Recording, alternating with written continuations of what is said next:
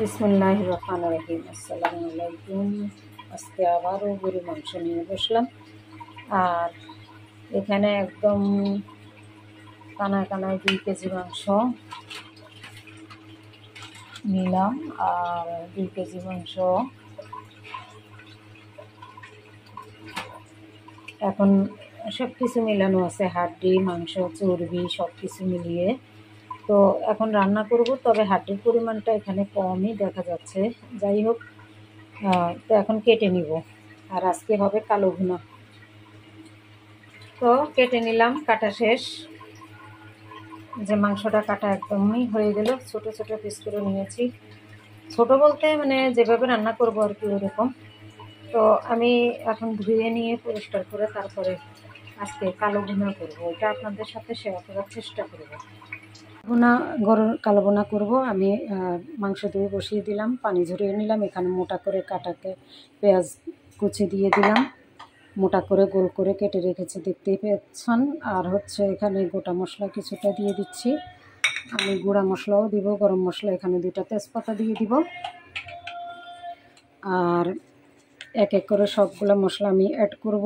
এখানে দিয়ে দিলাম ধনিয়ার গুঁড়া 1 চামচ, 2 চামচ। আর এখানে দিয়ে দিব জিরা গুঁড়া, সরি ক্যামেরাটা নাড়া খেয়ে গেল। এখানে দিয়ে দিলাম জিরা গুঁড়া। এখন দিয়ে দিব স্বাদ মতো লবণ।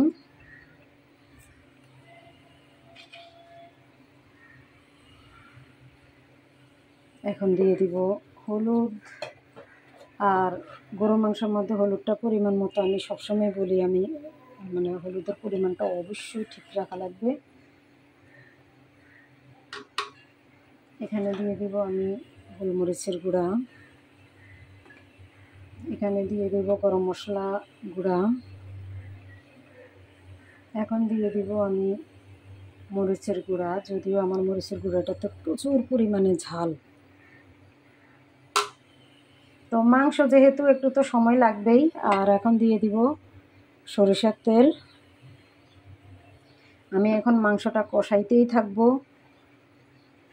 সব শেষে দিয়ে দিব আদা এবং রসুন পেস্ট। এখানে শুধুমাত্র আদা এবং রসুন পেস্ট। মাংসের পরিমাণ অনুযায়ী দিয়ে দিবেন। তো গরুর মাংসের অনেক রেসিপি আমার ইউটিউব চ্যানেলে আছে, আমার পেজেও আছে। এভাবে আমি কষাতে থাকবো। তো গরুর মাংসের কালো ভুনাটা একটু দেখি। এখনো অনেক বাকি, অনেক লং টাইম বাকি এখনো। আর এইভাবেই আমি ভুনাবো আর রান্না করব।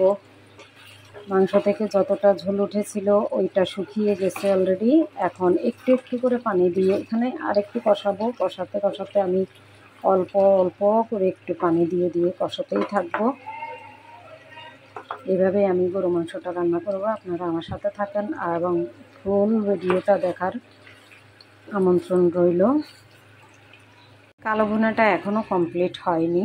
তো আসলে কালো ভুনা অনেক লং টাইম লাগে, আমি আগে বলেছি, কিন্তু ভিডিওটা আমার অনেক লম্বা হয়ে যাচ্ছে। তো এখানে আমি স্পেশাল কিছু মশলা আমি রেখে দেই সবসময়ই আমার কাছে।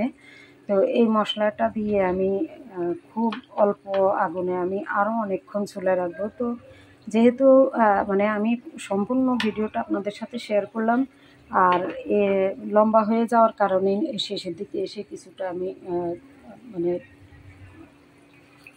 এখানেই আমি শেষ করতে চাচ্ছি। তো এটা কিন্তু আমি আরও অনেকক্ষণ চুলায় রাখবো। আপনারাও এই কাজটাই করবেন।